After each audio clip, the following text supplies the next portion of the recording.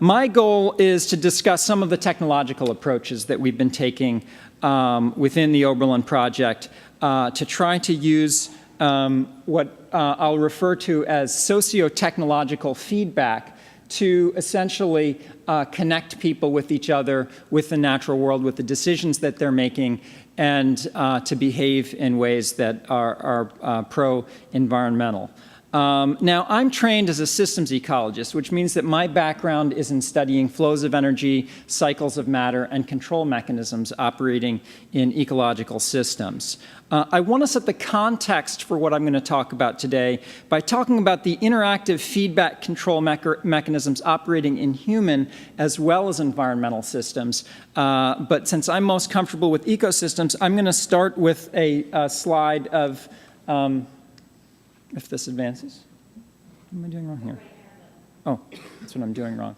Of 4 different ecological systems here. So these are all very distinct ecosystems. And when we look at these, what we think of as being sort of the balance in nature that's within each of these ecosystems is really the result of a complex feedback web that occurs between cycles of matter and flows of energy.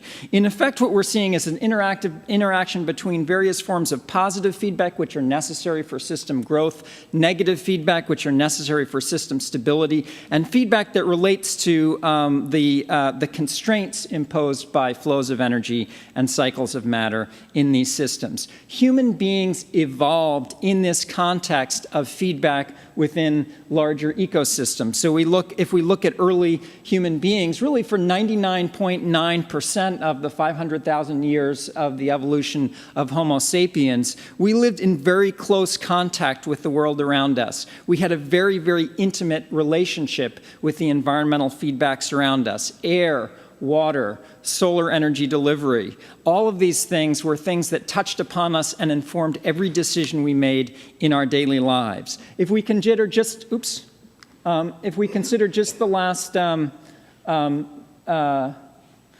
last 14,000 years in which we became primarily an agricultural species, even during that period, fundamentally we acted within our ecosystems, within the agricultural ecosystems we created, in the same ways that natural ecosystems operate, in the sense that we were limited by the flows of solar energy and by the internal recycling of matter. That constrained our evolution as a society. We are all obviously extraordinarily familiar with the transition, the fundamental transition that occurred a couple centuries ago, when we figured out how to take fossil fuel, harness that power of fossil fuel to mine more fossil fuel to create what was obviously a positive feedback. And everything about the environmental juggernaut that we're experiencing now has to do with that positive feedback that developed, which ultimately decoupled our relationship with the natural world. With that added non-solar input, we were able to transform our agricultural systems, produce more food, change them from systems that were dependent on internal recycling of matter to ones in which we could have a large through flow of matter. And concomitant with those fundamental changes in agriculture, we had changes in almost every other aspect of our society. And all of those changes really, at one level or another, involved a physical and a psychological separation between human beings and the natural world that we were principally connected with earlier. Together with that physical and psychological separation, we've also obviously seen this dramatic change in the scale at which we interact with the world. It used to be that whether intentionally or unintentionally, we interacted pretty much only in terms of affecting our local environment. As time went on, we had more of a regional impact. With the introduction of fossil fuels, we've obviously achieved a point in the history of our species in which we control every aspect of the biogeochemical cycles taking place on this Earth, to the extent that we actually control the flow of energy through the system from the sun in terms of the greenhouse gases we emit. Well, the bottom line is that as our scale of impact has increased, that sort of degree of connection between the natural world, those feedbacks which used to regulate our behavior within the natural world, have become more and more complex and more separate from our daily lives. We no longer have those feedbacks. And so the key question we need to ask is, how do we bridge this disconnect that's evolved? between us. How and where can we introduce new feedback loops that reconnect us with our fundamental relationships with the natural world around us? Well, today in North America, we spend over 90% of our lives in the built environment. So buildings are an important thing to think about when we think about where we're going to begin reconnecting ourselves with the natural world. I won't go through the statistics here because you know them, but I will hit on the last one because it's so impressive. 9% of global CO2 emissions are attributable to activities that take place in buildings in the United States. Buildings have a huge impact on the world. From an ecological perspective, I also see that it's not just an issue of buildings affecting the environment. We can also think of buildings as kinds of ecological systems in and of themselves. Like other ecological systems, they're dependent on a through flow of energy, on cycling of materials. The problem we have right now is that our buildings are operating principally on fossil fuel energy, and they involve principally a one-way flow of materials from mined materials ultimately into a landfill. Very, very different from natural ecosystems. Of course, one of the things my colleague David is best known for is being one of the founders of this sort of emerging field of ecological design. The idea that we can build human systems, buildings and other kind of systems that mimic the desirable features of natural ecosystems. We know what these desirable features are. They're very simple. We want to have our systems operate on recently captured solar energy. We want them to exhibit a high degree of material recycling. But it's this third point that I really want to focus on and that relates most closely to the talk that Cindy just gave. And that's this idea of regulation via dynamic feedback. So how can we, in essence, develop systems that reconnect humans with the natural world? And the premise of our work is that environmentally and socially contextualized feedback can be employed to recouple humans with the natural environment. All right, so we are not inventing this, obviously. There are lots of folks here in this room who are doing really, really important work studying the impact of feedback, introduced feedback on human behavior within the built environment. A couple stats here that are important to think about. About 50% of the consumption of energy in the built environment is sort of discretionary, is in some way controlled by the choices that people make within buildings. There have been a number of studies, and Karen and Skip actually did an excellent analysis a couple years back in which they looked at various different studies in which feedback had been introduced specifically in residential electrical sort of context. And they found between 4 and 12% reductions in electricity use as a result of introducing this feedback. I've got a little picture of the O-Power utility bill there. That's one kind of feedback. There are in-home devices, lots of different in-home devices that are being developed for that sort of thing. It's our premise that sophisticated, multimodal, multi-scale, socially and environmentally contextualized displays can vastly increase the impact of feedback beyond what we've seen previously. And I'll talk about what I see as some of the key elements to this generally, and then I'm going to talk about the ways in which we're trying to develop technologies that actually have those key features. So key features. One is that the information is directly usable. So it's easily accessible, it's actionable, you can do something with the information. It involves tight feedback cycles, so you make a decision, you can see the effect of that decision. Second, it leverages social norms. So it's socially comparative within monitored entities and among social groupings, and I'll explain that a little bit more as we go on. And then finally, and this really connects with Cindy's talk, this idea of using this feedback as a way of generating empathetic linkages, emotionally connecting individuals and group consumption decisions to the ecological and social communities around that decision-making process.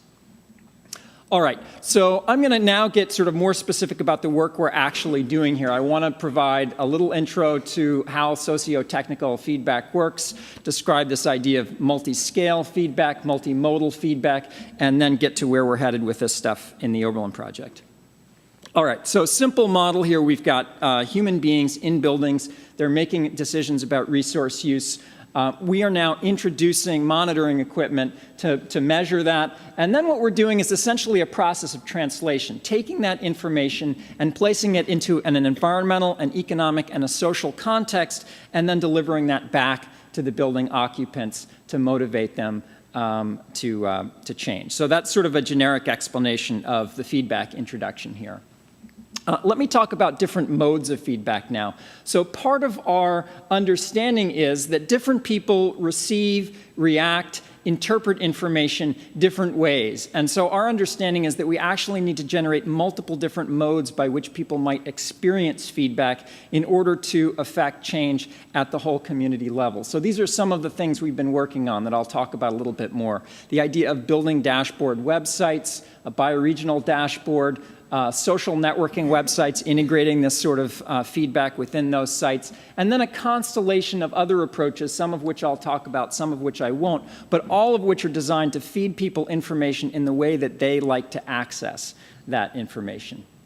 Okay, so I'll talk about the dashboard first. So this is a website that basically envisions organizations as communities and buildings as being part of a physical social network. So it's the idea of Facebook, but Facebook for buildings, so that you can you can select among these buildings and sort of bore down and look at detailed information about resource consumption within the building that you feel is part of your own community. So here's the website for an individual building page. It provides sort of time series data, which gives you a lot of high resolution information on patterns of resource use so that you can understand how your decisions are impacting consumption. And so there's time series data on the top, and there's applications. I'm not going to go into details on this. I'd be happy to talk with people later about this. But there are also a variety of what we call widgets on the bottom, which are different sort of applications that fit within this, all of which are designed to hit on sort of different psychological ways of motivating people to engage in intelligent pro-environmental decision making. Okay, so let me talk about some of the sort of key features that sort of come to play in these widgets I just showed you. So one of these things is, as I've already said, socially comparative real-time data. One aspect of social comparison is how you're doing relative to how you usually do. And so in time series graphs, we allow people to sort of superimpose their current resource use on either previous days' data or sort of load profiles that show how they normally do. Another key aspect of socially comparative data is how you're doing relative to other groups. And I'll say a little bit more about that in a second, because I want to build on something that Karen talked about earlier with O-Power. So I'll move on to the next one. Competition, obviously that's another kind of socially comparative feedback. Social networking, as I say, we've designed things to be very much integrated with Facebook at this point. Public commitments, you can make commitments to specific actions on the website. They'll show up on your Facebook page. Another thing I want to talk about in a little bit more detail is the idea of empathetic gauges, not just sort of things that look like what's on the dashboard of your car, but things that make you actually connect with your behavior and think more about it. And as I say, I'll say more about that in a second. Other things like unit selection, understanding that some people are motivated by money, but a lot of people are motivated by environmental concerns or other concerns, so we allow you to express your resource consumption in a variety of different units that might be meaningful to you. Finally, there's methods for sort of budgeting your resource use so that you can actually see how you're doing on any given day relative to other days. Okay.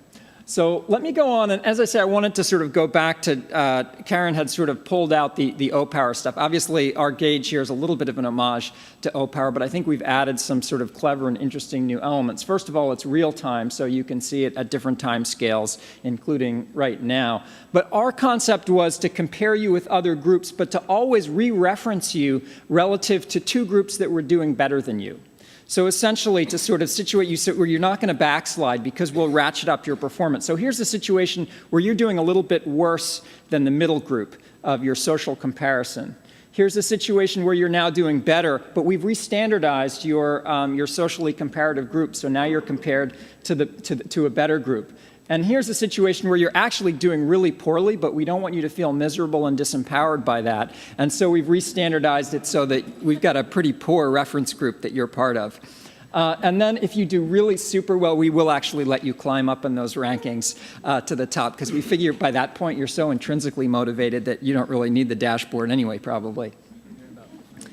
All right, so other approaches we're taking is to try to make this really public. So we've got digital signage we're beginning to install within Oberlin. The idea is to sort of combine feedback on the environmental performance of buildings and communities with other pro-environmental messaging, so events calendars, artwork that relates to the environment that's done by school children, all kinds of things that are going to connect people and get them looking at this stuff. So that's another feature.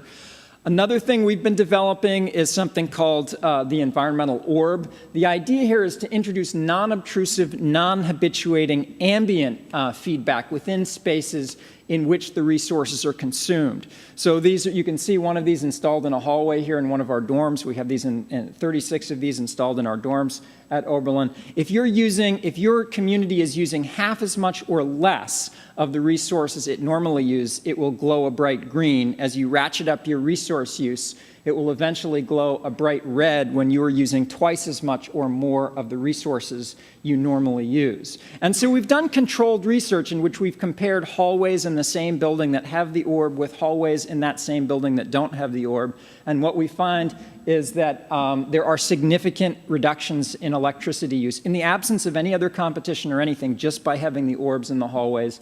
And also self-reported increases in awareness, motivation, and understanding and interest of resource consumption as a result of having this sort of in-your-face, in-your-space type of feedback in your environment. Again, I'm trying to provide you with some of the examples of the different approaches, these modes of feedback. This is the empathetic character which I talked about.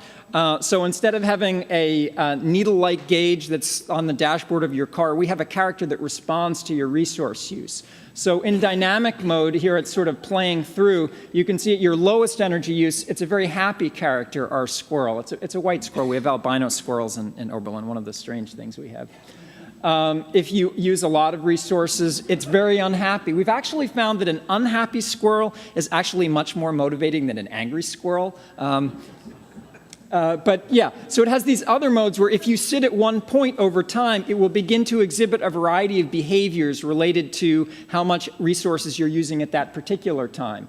So for instance, this is called static mode here, where it'll be happy if you're at low resource use, and it'll be upset or in some cases angry. We do like the angry squirrel because it looks cool. If you're using a lot of resource use, it also exhibits kind of storytelling behavior, where it'll go into a mode where it basically exhibits a variety of different, tells a variety of different stories about sort of pro-environmental behavior. So it's one of the things we're real excited about. We've done a bit of research on this. What we found is that people find the empathetic gauge versus non-empathetic gauges significantly more interesting, personally motivating, and meaningful. When we expose people to both empathetic and non-empathetic gauges, we find that their connectedness with nature increases as a result of exposure to the empathetic gauge versus the non-empathetic gauge. What we haven't been able to convincingly demonstrate yet, and it largely has to do with not having a big enough data set, is that people actually use less energy as a result of being exposed to empathetic versus non-empathetic. We just don't have enough data to really give that a good analysis yet. But that is sort of what we're hoping we're going to see. Okay, I'm going to end by talking about this issue of scales of feedback. So here's the feedback loop I described earlier. You've got occupants, they're making decisions within their built environment, but we're adding a new element now. And what we're essentially doing, we're doing actually two things. We're tapping into the nascent smart grid technology that's beginning to develop in Oberlin, so we'll be able to provide feedback to homeowners without installing any new technology within their homes. We're doing a pilot of that. But what we're also doing is monitoring the aggregate consumption of electricity in the entire city of Oberlin, the production of fresh water that we're using within our homes, the treatment of wastewater, and then water flows and water quality within our watershed. Essentially what we're trying to do is combine information on your consumption within your own individual monitored entity, be it your own home or a dorm, with consumption within the community as a whole, so we can begin to make this connection between what you do and the larger community. And so again, we're combining that and providing that as feedback. to residents. So here's an image of what we're calling the Bioregional Dashboard. This is the display that, that basically is going to be a conceptual model which will physically show you the flows of resources and will change in response to community level resource use. So the idea is that your own entity's resource use would be displayed at the top. That's your own consumption. And below that, as one of the potential applications, is the Bioregional Dashboard. So you see your own consumption in the context of your community. Yeah, if we could flip, Emily, I'd really appreciate that. And you don't get a sense of any of this stuff without seeing it physically animated. So here you can see sort of what the actual Bioregional Dashboard looks like in its current form. We're about 2 months away from actually having this thing running on real data. But if you could click on electricity, so this is animating the water flows. Yeah, if you just click on the electricity button, here's an animation of what the electricity flows. The electrons flowing down those lines are going to flow at a rate that's proportional to the whole city's electricity use. There'll be a gauge displaying that. The house there is designed to be sort of the place that you empathize with the person in that house. You see yourself interacting within that larger community. And again, we have similar stuff for stream flow, weather conditions, so you really sort of see yourself as being part of the community. Okay, if we can go back in. Thanks so much, Emily. I appreciate that. Okay, so just a few conclusions here. One is that we really see well-designed socio-technical feedback as really being fundamentally distinct from most of the sort of green technologies that are being introduced right now, technologies emphasizing things like energy efficiency, in the sense that the whole purpose of these technologies is to fully engage people psychologically and ethically in those sorts of dimensions of climate change and environmental stewardship. And so what we're trying to do is sort of enhance the sense of connection with the flows of energy and cycles of matter that support human activity. We're trying to build a sense of belonging to human as well as natural communities. We're trying to empathetically connect people to nature at multiple different scales with the technology. We're trying to leverage the power of social norms. And on sort of the application end with the Oberlin Project, as I said, we're beginning this pilot of using the smart grid, installing the dashboard for businesses and local residents. We've got digital signage that's already installed in one storefront. We're moving into the library. We anticipate it being in a lot of other places. One of the things we're most excited about is integrating this dashboard technology in K through 12 education. We're undergoing, as part of the Oberlin Project, we're undergoing a revamping of the public school curriculum to have much more emphasis on environmental sustainability. And we're looking at the dashboard as sort of one of the major vehicles for really sort of making the students aware, and ultimately we're really interested in trying to use this as a mechanism for social diffusion of environmental ideas from the classroom back to the adults in the community. So that's all I have to say.